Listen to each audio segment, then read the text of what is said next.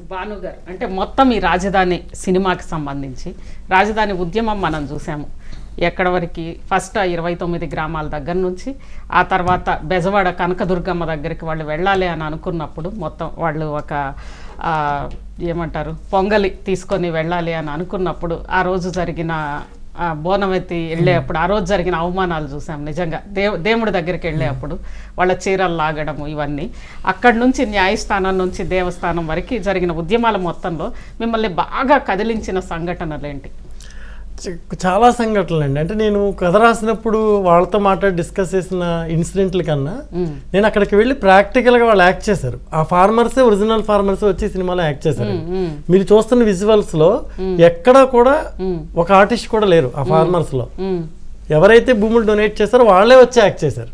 అది చాలా గొప్ప విషయం అండి. అది ఎక్కడ జరగలే ఇప్పటి వరకు. వాళ్ళే వచ్చి యాక్ట్ చేశారు. వాళ్ళు చెప్తున్న ఒక్కొక్క ఇన్సిడెంట్ వస్తే మనం తీసిన సినిమా చాలా తక్కువ అండి. అలాంటి అవమానాలు పొందారు వాళ్ళు. ఒక ప్రెగ్నెంట్ లేడీని ప్రైవేట్ పార్ట్లో తన్నితే అమ్మాయి ఇప్పటికీ పెరాలసిస్ వచ్చి బెడ్ మీద ఉంది. స్టిల్ ఇప్పటికీ వాళ్ళ మదర్ డైలీ మా దగ్గరికి వచ్చేవారు. ఆవిడ ఉద్యమంలో ఆవిడ వచ్చి యాక్ట్ చేసేవారు మా దగ్గర. అంటే మేము ఆ సినిమాలో ఆవిడని ఒక మహిళా రైతుగా వాడాం. అంటే మీకు చెప్పే ఇన్సిడెంట్ ఏంటి, ఇలాంటి కోకొల్లలండి. అవి సెన్సార్ ప్రాబ్లమ్స్ ఉంటాయి. మన కొన్ని ఇన్సిడెంట్ని మహిళల్ని అరాచకం చేయడం ఇలాంటివి మన సెన్సార్ రూల్స్ ప్రకారం చూపించకూడదు. కాబట్టి మేము కొన్ని ఇన్సిడెంట్లు వదిలేసామండి. చాలా క్రూయల్ ఇన్సిడెంట్స్ జరిగినాయి.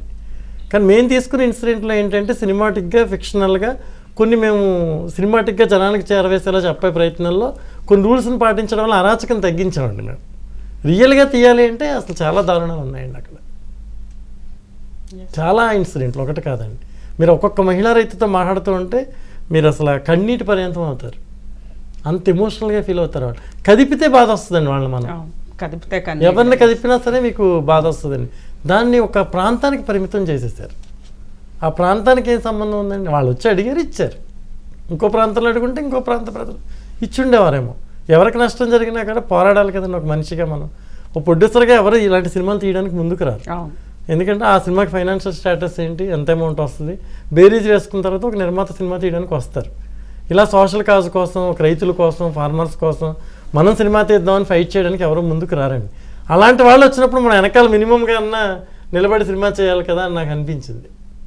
అందుకే నేను ధైర్యంగా చేస్తాను.